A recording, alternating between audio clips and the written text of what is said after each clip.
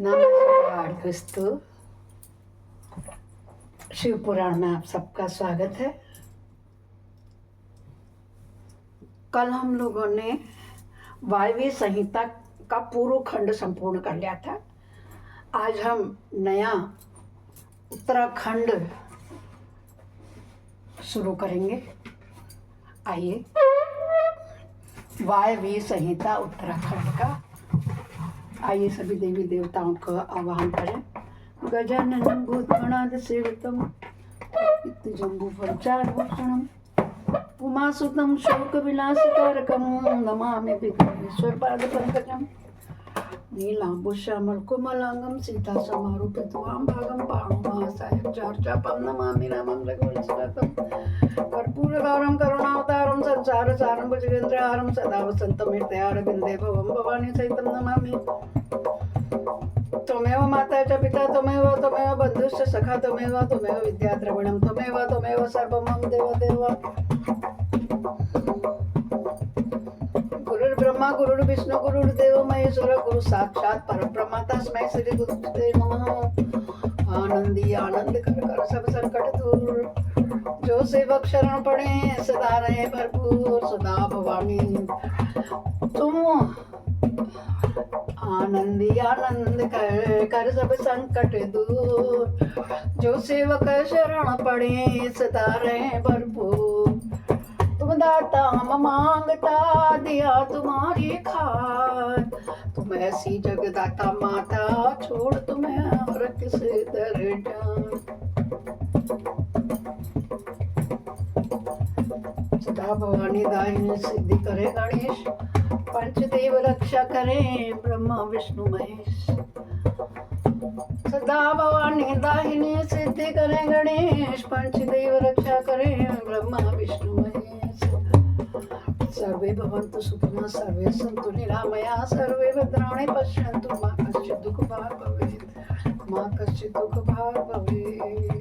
हम कथा सुनाते हैं जिसे श्रवण कर मिट जाती है, जन्म जन्म की व्यथा वही है। शिव शंकर की कथा यही है, भोले बाबा की कथा। नमः शिवाय ओम नमः शिवाय ओम नमः शिवाय ओम नमः शिवाय ओम नमः शिवाय ओम नमः शिवाय। आइए, वायव्य संहिता का उत्तरखंड में प्रवेश करें। हम पूर्व खंड हमने पढ़ लिया और अब हम उत्तरखंड में प्रवेश कर रहे हैं। इसमें ऋषियों के पूछने पर वायुदेव का श्री कृष्ण और उपमन्यु के मिलने का प्रसंग सुनाया जाएगा। श्री कृष्ण को उपमन्यु से ज्ञान का और भगवान शंकर से पुत्र का लाभ। सूत जी कहते हैं, जो समस्त संसार चक्र के परिभ्रमण में कारण स्वरूप हैं तथा गौरी के युग और रोज में लगे हुए केसर से जिनका वक्षस्थल अंकित है, उन भगवान उमा वल्लभ शिव को नमस्कार है। उपमन्यु को भगवान शंकर के कृपा प्रसाद से प्राप्त होने का प्रसंग सुनाकर मध्याह्न काल में नित्य नियम के उद्देश्य से वायुदेव कथा बंद करके उठ गए। तब नैमिषारण्य निवासी अन्य ऋषि भी अब अमुक बात पूछनी है ऐसा निश्चय करके उठे और प्रतिदिन की भांति अपना तात्कालिक नित्य कर्म पूरा करके भगवान वायुदेव को आया फिर देखकर आकर उनके पास बैठकर नियम समाप्त होने पर जब आकाश जन्मा वायुदेव मुनियों की सभा में अपने लिए निश्चित उत्तम आसमान पर विराजमान हो गए, सुपूर्व बैठ गए। तब वे लोक वंदे परमेश्वर के श्री संपन्न विभूति का मनि मन से चिंतन करने लगे। इस प्रकार बोले, मैं उन सर्वज्ञ और अपराजित महान देव भगवान शंकर की शरण लेता हूँ, जिनकी विभूति समस्त चराचर जगत के रूप में फैली हुई है। उनकी शुभ वाणी की सुनकर वे निष्पाप ऋषि भगवान की विभूति का विस्तार पूर्वक वर्णन सुनने के लिए यह उत्तम वचन बोले। ऋषियों ने कहा, है भगवान, आपने महात्मा उपमन्यु का चरित्र सुनाया, जिससे यह ज्ञात हुआ कि उन्होंने केवल दूध के लिए तपस्या करके भी परमेश्वर शिव से सब कुछ पा लिया। हमने पहले से ही सुन रखा है कि अनायास से महान कर्म करने वाले वसुदेव नंदन भगवान श्री कृष्ण किसी समय धौम्य के बड़े भाई उपमन्यु से मिले थे और उनकी प्रेरणा से पाशुपत व्रत का अनुष्ठान करके उन्होंने परम ज्ञान प्राप्त कर लिया था। अतः आप यह बताएं कि भगवान श्री कृष्ण ने परम उत्तम पाशुपत ज्ञान किस प्रकार प्राप्त किया। वायुदेव बोले, अपनी इच्छा से अवतीर्ण होने पर सनातन वासुदेव ने मानव शरीर की निंदा से करते हुए लोक संग्रह के लिए शरीर की शुद्धि की थी। वे पुत्र प्राप्ति के निमित्त तप करने के लिए उन महामुनि आश्रम पर गए थे जहाँ बहुत से मुनि उपमन्यु के दर्शन कर रहे थे। भगवान श्री कृष्ण ने भी वहां जाकर के उनका दर्शन किया। उनके सारे अंग भस्म से उज्जवल दिखाई देते थे। मस्तक त्रिपुंड से अंकित था, रुद्राक्ष की माला ही उनका आभूषण थी। वे जटामंडल से मंडित थे, शास्त्रों से वेदों की भांति हुए अपने शिष्यभूत महर्षि से घिरे हुए थे और शिवजी के ध्यान में तत्पर शांत भाव से बैठे थे। उन महातेजस्वी उपमन्यु का दर्शन करके श्री कृष्ण ने उन्हें नमस्कार किया। उस समय उनके संपूर्ण शरीर में रोमांच आया। श्री कृष्ण ने बड़े आदर के साथ मुनि की 3 बार परिक्रमा की और फिर अत्यंत प्रसन्नता के साथ मस्तक झुकाकर हाथ जोड़ करके उनका स्तमन किया। तदंतर उपमन्यु ने विधिपूर्वक अग्नि, रति, भस्म इत्यादि मंत्रों से श्री कृष्ण के शरीर में भस्म लगाकर उनसे 12 महीने का साक्षात पाशुपत व्रत करवाया। तत्पश्चात मुनि ने उन्हें उत्तम ज्ञान प्रदान किया। इसी समय से उत्तम व्रत का पालन करने वाले संपूर्ण दिव्य पाशुपत मुनि उन श्री कृष्ण को चारों ओर घेर कर उनके पास बैठे रहने लगे। फिर गुरु की आज्ञा से परम शक्तिमान श्री कृष्ण ने पुत्री के लिए सांब शिव की आराधना का उद्देश्य मन में लेकर तपस्या की। उस तपस्या से संतुष्ट होकर के वे 1 वर्ष के पश्चात पार्षदों सहित परम ऐश्वर्यशाली परमेश्वर सांब शिव ने उन्हें दर्शन दिया। श्री कृष्ण ने वर देने के लिए प्रकट हुए। सुंदर अंग वाले महादेव जी को हाथ जोड़कर प्रणाम किया और उनकी स्तुति भी की। गणों सहित सांब सदाशिव का स्तवन करके श्री कृष्ण ने अपने लिए एक पुत्र प्राप्त मांगा। वह पुत्र तपस्या से संतुष्ट चित्त हुए साक्षात शिव ने श्री विष्णु को दिया।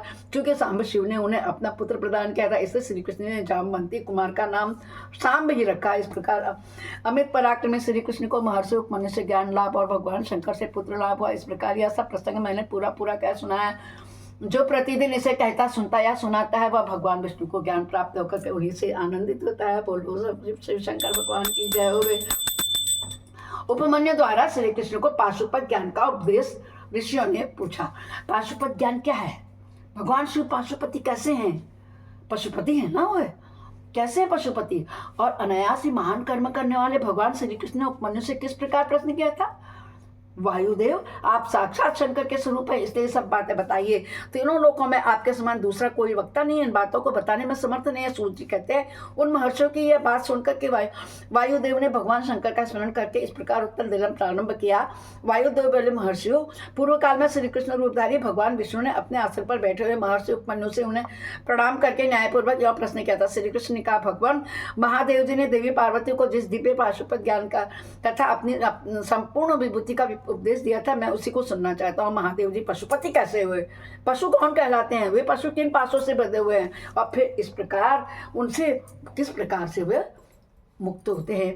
महात्मा श्री कृष्ण किस प्रकार पूछने पर श्रीमान उपमन्यु ने महादेव जी तथा देवी पार्वती को प्रणाम करके उनके प्रश्न के अनुसार उत्तर देना प्रारंभ किया। उपमन्यु बोले, देव की नंदन ब्रह्मा जी से लेकर के स्थान पर्वत तक जो भी संसार के वशवर्ती चराचर प्राणी हैं वे सबके सब भगवान शिव के पशु कहलाते हैं और उनके पति होने के कारण देवेश्वर शिव को पशुपति कहा गया। वे पशुपति अपने पशुओं को मल और माया आदि पासों से बाध्य और भक्ति पूर्वक उनके द्वारा आराधित होने पर वे स्वयं ही उन्हें अपने उन पासों से मुक्त करते हैं। जो 24 तत्व हैं, माया के कार्य एवं गुण हैं, वे ही विषय कहलाते हैं। जीवों पशुओं को बांधने वाले पास वे ही हैं। इन पासों द्वारा ब्रह्मा से लेकर कीट पर्यंत समस्त पशुओं को बात करके महेश्वर पशुपति ने उनसे अपना कार्य कराते हैं। उन महेश्वर की आज्ञा से ही प्रकृति पुरुषोचित बुद्धि को जन्म देती है, बुद्धि अहंकार को प्रकट देती है और अहंकार कल्याणदायी देवाधिदेव शिव की आज्ञा से 11 इंद्रिया और 5 तंत्र मात्राओं को उत्पन्न करता है। तन मात्राएं भी उन्हीं महेश्वर के महान शासन से प्रेरित हो क्रमशः 5 महाभूतों को उत्पन्न करती है। वे सब महाभूत शिव की आज्ञा से ब्रह्मा से लेकर तृण पर्यंत देवधारियों के लिए देह की सृष्टि करते हैं। बुद्धि कर्तव्य का निश्चय करती है और अहंकार अभिमान कराता है। चित्त चेतता है और मन संकल्प विकल्प करता है। श्रवण आदि ज्ञानेंद्रिय पृथक पृथक शब्द आदि विषयों को ग्रहण करती हैं। वे ही महादेव जी के आज्ञा बल से केवल अपने ही विषयों का ग्रहण करते हैं। वाक आदि कर्मेंद्रिय कहलाती है और शिव की इच्छा से अपने लिए नियत कर्म ही करती हैं, दूसरा कुछ नहीं करते हैं। शब्द आदि जाने जाते हैं और बोलना आदि कर्म किए जाते हैं। इन सब के लिए भगवान शंकर की गुरु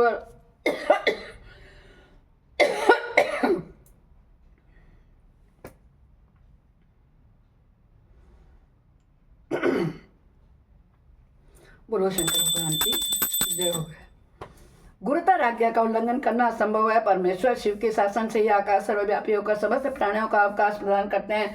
वायु तत्व, प्राण आदि नाभि द्वारा बाहर भीतर के संपूर्ण जगत को धारण करते हैं। अग्नि तत्व देवताओं के लिए हव्य और काव्य भोजी पितरों के लिए काव्य पहुंचाता है। साथ ही मनुष्य के लिए पाक आदि का भी कार्य करता है। जल सबको जीवन देता है। पृथ्वी संपूर्ण जगत को सदा धारण किए रहती है। शिव की आज्ञा संपूर्ण देवताओं के लिए उल्लंघनीय है।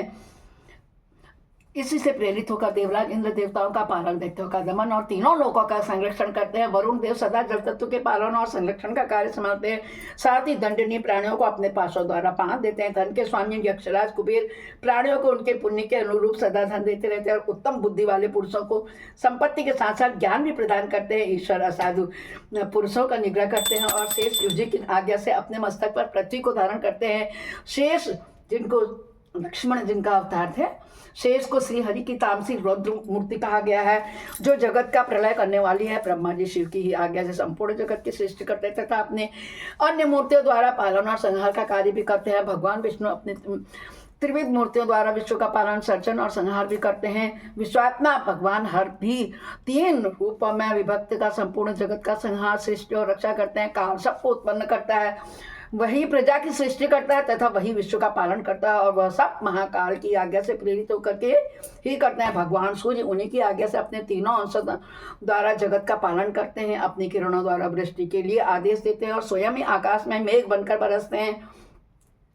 चंद्रभूषण शिव का शासन मानकर ही चंद्रमा औषधियों का पोषण और प्राणियों को आह्लादित करते हैं। साथ ही देवताओं को भी अपने अमृतमयी कलाओं का पान कर देते हैं। आदित्य, वसु, रुद्र, अश्विनी कुमार, मरुदगण, आकाशचारी, ऋषि, सिद्ध, नागगण, मनुष्य, मृग, पशु, पक्षी, कीट आदि स्थावर प्राणी, नित्य नदियाँ, समुद्र, पर्वत, वन, सरोवर, अंग सहित वेद, शास्त्र, मंत्र, वैदिक स्रोत और यज्ञ आदि कालाग्नि से लेकर के शिव पर्यंत भुवन, उनके अधिपति असंख्य ब्रह्मांड, उनके अवतार, वर्तमान भूत और भविष्य दिशाएं, कला आदि काल के भिन्न भिन्न भेद तथा जो कुछ भी इस जगत में देखा और सुना जाता है ना, वो सब भगवान शंकर की आज्ञा के बल पर ही टिके रहते हैं। उनकी आज्ञा के ही बल से यहाँ पृथ्वी, पर्वत, मेघ, समुद्र, नक्षत्र, गण आदि देवता, स्थावर, जंगम तथा जड़ और चेतन सबकी स्थिति है। बोलो शंकर भगवान की जय हो। नमः शिवाय, नमः शिवाय, नमः शिवाय, नमः शिवाय।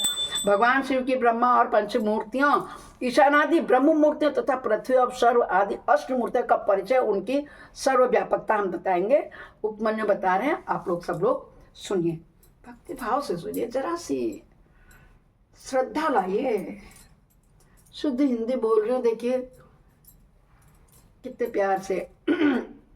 उपमन्यु कहते हैं, श्री कृष्ण महेश्वर परमात्मा शिव की मूर्तियों से यह संपूर्ण चराचर जगत किस प्रकार व्याप्त है, यह सुनो। ब्रह्मा, विष्णु, रुद्र, महेश तथा सदाशिव, ये उन परमेश्वर की 5 मूर्तियां जाननी चाहिए जिनसे यह संपूर्ण विश्व विस्तार को प्राप्त हुआ है। इनके सिवा और उनके भी 5 शरीर है, जिन्हें पंच ब्रह्म मंत्र कहते हैं। इस जगत में कोई भी ऐसी वस्तु नहीं है जो उन मूर्तियों से व्याप्त न हो। ईशान, पुरुष, अघोर, वामदेव और सत्योजात, ये महादेव जी का ही विख्यात 5 ब्रह्म मूर्तियां। इनमें जो ईशान नामक उनकी आदि श्रेष्ठतम मूर्ति है, वह प्रकृति से साक्षात भोक्ता क्षेत्र को व्याप्त करके स्थित है। मूर्तिमान प्रभु शिव की जो तत्पुरुष नामक मूर्ति है, वह गुणों के आश्रय रूप भोग्य अव्यक्त प्रकृति में अधिष्ठित है। पिनाक पाणी महेश्वर जी के अत्यंत पूजित अघोर नामक मूर्ति है। वह धर्म आदि 8 अंगों से युक्त बुद्धि तत्व का अपना अधिष्ठान बनाते विधाता महादेव जी के वामदेव नामक मूर्ति को आगमयुक्ता विद्वान अहंकार की अधिष्ठात्री बताते हैं। बुद्धिमान पुरुष अमित तेजस्वी शिव की सत्योजात नामक मूर्ति को मन की अधिष्ठात्री कहते हैं। विद्वान पुरुष भगवान शिव की ईशान नामक मूर्ति को श्रवण, इंद्रिय, वाणी, शब्द और व्यापक आकाश तत्व की स्वामिनी मानते हैं। पुराणों के अर्थ ज्ञान में निपुण समस्त विद्वानों ने महेश्वर के अर्थ ज्ञान में निपुण समस्त विद्वानों के महेश्वर की तत्पुरुष नामक विग्रह के त्वचा, हाथ, स्पर्श और वायु तत्व का स्वामी समझा है। मनीषी मुनि शिव की अघोर नामक मूर्ति को नेत्र, पैर, रूप और अग्नि तत्व की अधिष्ठात्री बताते हैं। भगवान शिव के चरणों में अनुराग रखने वाले महात्मा पुरुष उनकी वामदेव नामक मूर्ति को रसना, वायु, रस और जल तत्व के स्वामी ने समझते हैं तथा सद्योजात नामक मूर्ति को वे ग्रहण, उपस्थ, गंध, पृथ्वी तत्व के अधिष्ठात्री कहते हैं। महादेव जी की ये 5 मूर्तियां कल्याणकारी की एकमात्र हेतु है। कल्याण कामी पुरुषों को इनकी सदा ही यत्नपूर्वक वंदना करनी चाहिए। उन देवादिदेव महादेव जी की जो 8 मूर्तियां तत्व स्वरूप कि यह जगत है, उन 8 मूर्तियों में यह विश्व उसी प्रकार ओतप्रोत है, स्थित है, जैसे कि मूर्ति में उनके पूरे हुए मूर्ति होती हैं। सार्व भव रुद्र उग्र भीम पशुपति ईशान महादेव ये शिव की विख्यात 8 मूर्तियां हैं। ये सारी विख्यात 8 मूर्तियां हैं। महेश्वर की इन सर्व आदि 8 मूर्तियों से क्रमशः भूमि जल अग्नि वायु क्षेत्रज्ञ सूर्य और चंद्रमा अधिष्ठित होते हैं। उनकी पृथ्वीमयी मूर्ति संपूर्ण चराचर जगत को धारण करती है। उसके अधिष्ठाता का नाम सर्व है, इसीलिए वह शिव की 4वीं मूर्ति कहलाती है। यही शास्त्र का निर्णय है। उनकी जलमयी मूर्ति समस्त जगत के लिए जीवनदायिनी है। जल परमात्मा भव की मूर्ति है, इसलिए उसे भावी कहते हैं। शिव की तेजोमयी शुभ मूर्ति विश्व के बाहर भीतर व्याप्त होकर के स्थित है। उस घोर रूपिणी मूर्ति का नाम रुद्र है, इसलिए वह रौद्री कहलाती है। भगवान शिव वायु रूप से स्वयं गतिशील होते हैं और इस जगत को गतिशील बनाते हैं। साथ ही वे इस भरण पोषण को भी करते हैं। वायु भगवान उग्र की मूर्ति है, इसलिए साधु पुरुष इसे औग्री भी कहते हैं। भगवान भीम की आकाश रूपिणी मूर्ति सबको अवकाश देने वाली सर्वव्यापिनी तथा भूत समुदाय की वेदिका है। वह भीम नाम से प्रसिद्ध है। इसे भैमी मूर्ति भी कहा जाता है। संपूर्ण नेत्रों में निवास करने वाली तथा संपूर्ण आत्माओं के अधिष्ठात्री शिव मूर्ति को पशुपति मूर्ति समझना चाहिए। वह पशुओं के पाशों का उच्छेद करने वाली है। महेश्वर की जो ईशान नामक मूर्ति है, वही दिवाकर नाम धारण करती हुई जगत की प्रकाशित करती हुई आकाश में विचरती है। जिनके किरणों में अमृत भरा हुआ है और जो संपूर्ण विश्व को उस अमृत से आप्याप्तित करते हैं, वे चंद्रदेव भगवान शिव के महादेव नामक विग्रह है, अतः उन्हें महादेव मूर्ति कहते हैं। यह जो 8 मूर्ति है वह परमात्मा शिव का साक्षात स्वरूप है। अन्य सब मूर्तियों का व्यापक है, इसलिए यह संपूर्ण विश्व शिव रूप ही है। जैसे वृक्ष की जड़ सींचने से उसकी शाखाएं पुष्ट हो जाती है, उसी प्रकार भगवान शिव जी की पूजा करने से उनके स्वरूप भूत जगत का पोषण होता है। इसलिए सबको अभय दान देना, सब पर अनुग्रह करना और सबका उपकार करना, यह शिव का आराधन माना गया है। जैसे इस जगत में अपने पुत्र पौत्र आदि के प्रसन्न रहने से पिता पितामह आदि की प्रसन्नता होती है, उसी प्रकार संपूर्ण जगत की प्रसन्नता से भगवान शंकर प्रसन्न होते हैं। यदि किसी भी देहधारी को दंड दिया जाता है तो उसके द्वारा अष्टमूर्तिधारी शिव का ही अनिष्ट किया जाता है, इसमें संशय नहीं है। 8 मूर्तियों के रूप में संपूर्ण विश्व को व्याप्त करके स्थित हुए भगवान शिव का तुम सब प्रकार से भजन करो, क्योंकि रुद्रदेव सबके परम के कारण है। बोलो शंकर भगवान की जय होवे। अगले अध्याय 14 में हम देखेंगे शिव और शिवा की विभूतियों का वर्णन करेंगे। बहुत सुंदर प्रसंग आ रहा है, सुनिए। श्री कृष्ण ने पूछा, भगवान अमित तेजस्वी भगवान शिव की मूर्तियों ने संपूर्ण जगत को जिस प्रकार व्याप्त कर रखा है ना, वह सब मैंने सुना। अब मुझे यह जानने की इच्छा है कि परमेश्वरी शिवा और परमेश्वर शिव का यथार्थ स्वरूप क्या है। उन दोनों ने स्त्री और पुरुष रूप इस जगत को किस प्रकार व्याप्त कर रखा है। तब उपमन्यु क्या बोलते हैं, देवकी नंदन, मैं शिवा और शिव के श्री संपन्न ऐश्वर्य की और उन दोनों के यथार्थ स्वरूप का संक्षेप में वर्णन करूंगा। विस्तार पूर्वक इस विषय का वर्णन तो भगवान शिव भी नहीं कर सकते। साक्षात महादेवी पार्वती शक्ति है और महादेव जी शक्तिमान है। उन दोनों की विभूति का लेश मात्र ये संपूर्ण चराचर जगत में के सामने के रूप में स्थित है। यहाँ कोई वस्तु जड़ रूप है और कोई वस्तु चेतन रूप है। वह दोनों क्रमशः शुद्ध अशुद्ध तथा पर और अपर कहे गए हैं।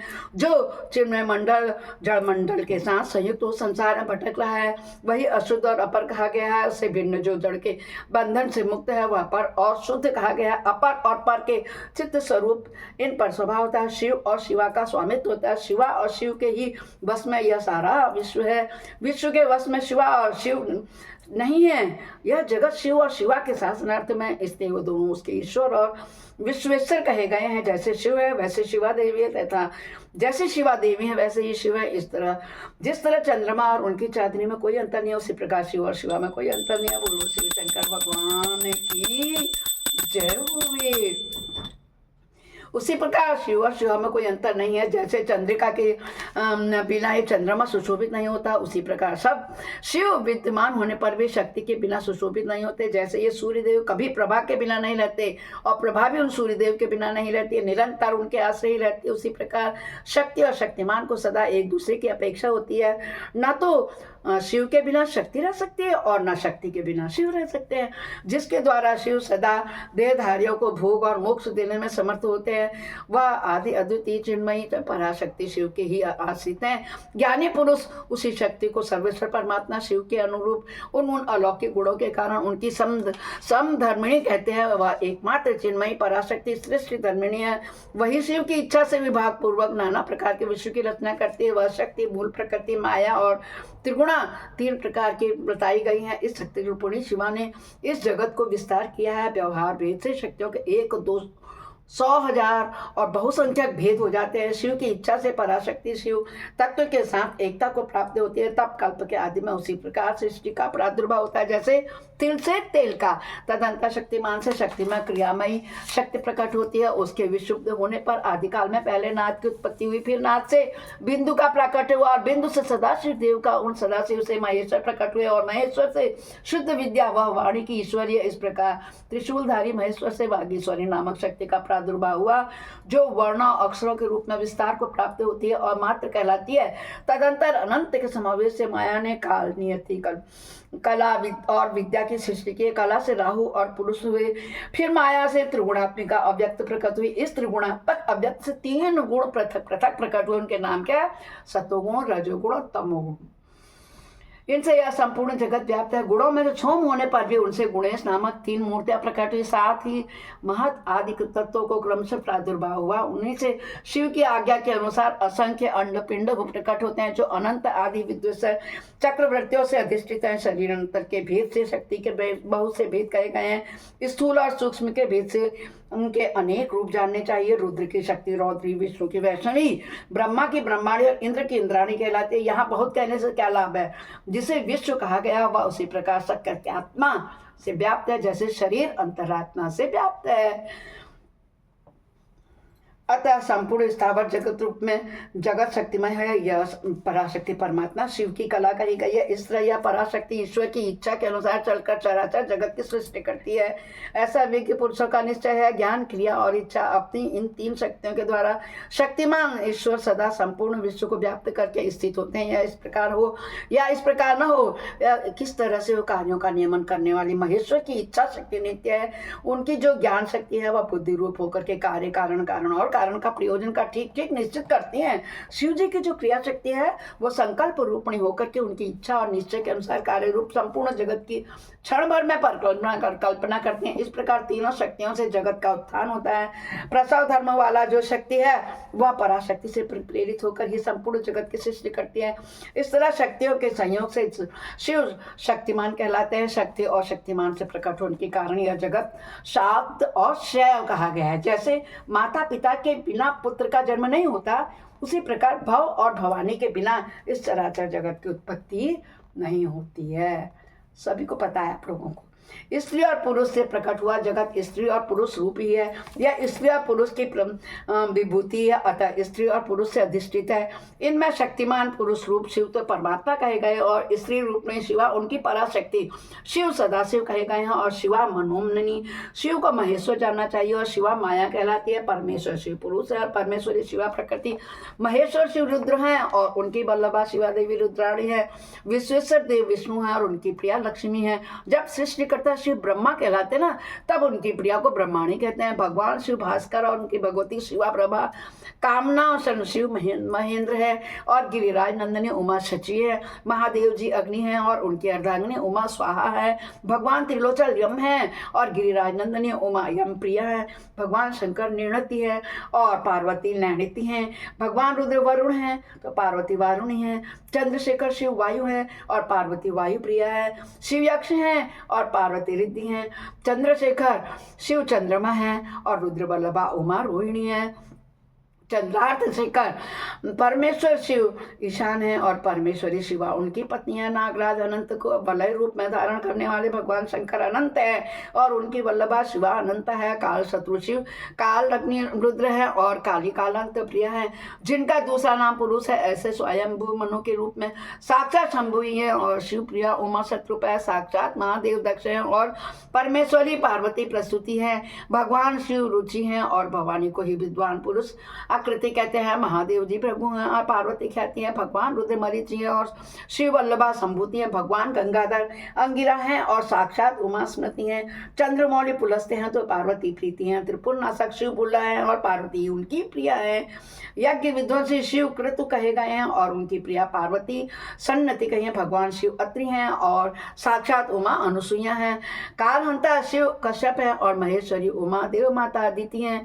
कामनाशन शिव विशिष्ट हैं तो साक्षात देवी पार्वती अरुंधति है। भगवान शंकर ही संसार के सारे पुरुष हैं और महेश्वरी शिवा ही संपूर्ण स्त्रियां, अतः सभी स्त्री पुरुष उन्हीं की विभूतियां हैं। बोलो शंकर भगवान की जय हो। वे भगवान शिव विषयी हैं और परमेश्वरी उमा विषय। जो कुछ सुनने में आता है वह सब उमा का रूप है और श्रोता साक्षात भगवान शंकर है। जिसके विषय में प्रश्न या जिज्ञासा होती है उस समस्त वस्तु समुदाय का रूप शंकर वल्लभा शिक्षा स्वयं धारण करती हैं और पूछने वाला जो पुरुष है वह बाल चंद्रशेखर विश्वात्मा शिव रूप ही है। भगवत वल्लभा उमा ही दृष्ट द्रव्य वस्तुओं का रूप धारण करती है और दृष्टा पुरुष के रूप में शशि खंड मौली भगवान विश्वनाथ ही सब कुछ देखते हैं। संपूर्ण उसकी राशि महादेवी है और उस रस का आस्वादन करने वाले मंगलमय महादेव है। प्रेम समूह पार्वती हैं और प्रियतम विश्वभोजी शिव हैं। देवी महेश्वरी सदा मंतव्य वस्तुओं का स्वरूप धारण करती हैं और विश्वात्मा महेश्वर महादेव उन वस्तुओं के मनता मनन करने वाले हैं। भव वल्लभा पार्वती बौद्धव्य जानने योग्य है, वस्तुओं का स्वरूप धारण करती हैं और शिशु शशि शेखर भगवान महादेवी उन वस्तुओं के ज्ञाता हैं। प्राणियों के प्राण हैं। सामर्थ्यशाली भगवान पिनाक की संपूर्ण प्राणियों के प्राण और सबके प्राणों की स्थिति जल रूपणी माता पार्वती है। त्रिपुरांतक पशुपति की प्राण वल्लभा पार्वती देवी जब क्षेत्र का स्वरूप धारण करती हैं तब काल के भी काल महाकाल क्षेत्र रूप में स्थित होते हैं और शूलधारी महादेव जी के दिन है जो शूलपाणी प्रिया पार्वती रात्रि है। कल्याणकारी महादेव जी का आकाश है तो शंकर प्रिया पार्वती पृथ्वी है। भगवान महेश्वर समुद्र है तो गिरिराज कन्या शिवा उनकी तटभूमि है। वृषभध्वज महादेव वृक्ष है तो विश्वेश्वरी प्रिया उमा उस पर फैलने वाली लताएं हैं। भगवान त्रिपुरनाशक महादेव संपूर्ण पुल्लिंग रूप को स्वयं धारण करते हैं और महादेव मनोरमा देवी शिवा सारा स्त्रीलिंग रूप धारण करती है।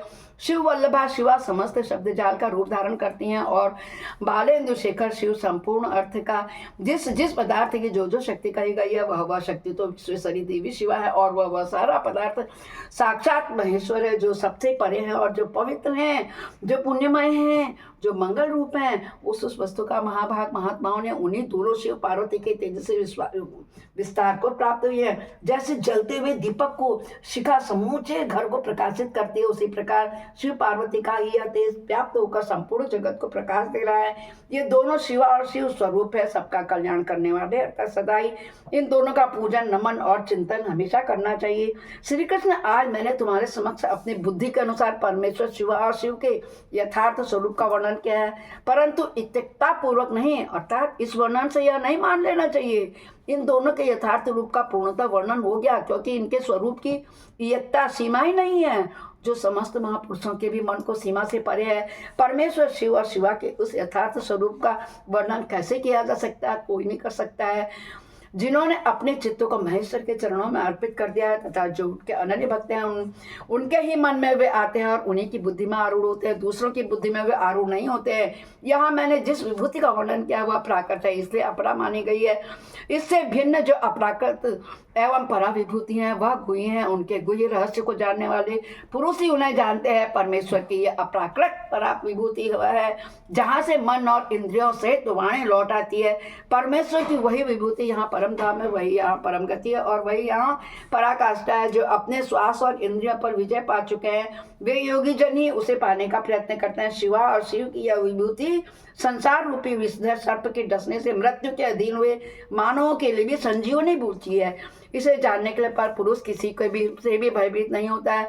जो इस परा और अपरा विभूति को ठीक ठाक से जान लेता है वह अपरा विभूति को लांग कर परा विभूति का भी अनुभव करने लगता है। श्री कृष्ण, यह तुम परमात्मा शिव और पार्वती के यथार्थ स्वरूप का गोपनीय होने का वर्णन तुम्हें किया गया, तुम्हें मैंने सुनाया, क्योंकि तुम भगवान शिव की भक्ति के योग्य हो। जो शिष्य न हो, शिव के उपासक न हो और भक्त भी न हो, ऐसे लोगों को कभी भी शिव पार्वती की इस विभूति का उपदेश नहीं देना चाहिए। यह वेद की आज्ञा है। अतः अत्यंत कल्याण में श्री कृष्ण, तुम दूसरों का इसका उपदेश मत देना। जो तुम्हारे जैसे योग्य पुरुष हो उन्हीं से कहना, अन्यथा मौन ही रहना। जो भीतर से पवित्र हो, शिव का भक्त हो, विश्वासी हो, वह यदि इसका भक्त और इसका कीर्तन करे तो मनोवांछित फल के भागी हो जाता है। यदि पहले के प्रबल प्रतिबंधक कर्म द्वारा प्रथम बार फल की प्राप्ति में बाधा पड़ जाए तो भी बारंबार साधन का अभ्यास करता रहना चाहिए। ऐसा करते रहने से पुरुष के लिए यहाँ भी कुछ दुर्लभ नहीं होता है। बोलो शंकर भगवान की जय हो।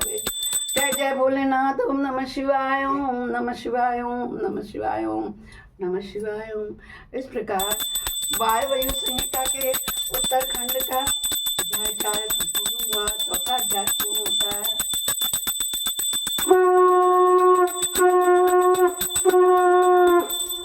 अपराध सहस्राणि क्रियन्ते अनिशमय दास्वमिति मम त्वां क्षम्यस्व परमेश्वर। मंत्रहीनम क्रियाहीनम भक्तिहीनम सुरेश्वर यद पूजितम मया देव पूर्णम तदर्थ में। हे शंकर भगवान, दिन और रात, सुबह शाम, प्रतिदिन जो अनचाहे व मुझसे पाप या झूठ हो जाते हैं, बुरे कर्म हो जाते हैं, उनको आप क्षमा करना मुझे। बोलो शंकर भगवान की जय। धन्यवाद दोस्तों। कल फिर मिलते हैं आगे के अध्याय में, अध्याय 5 में।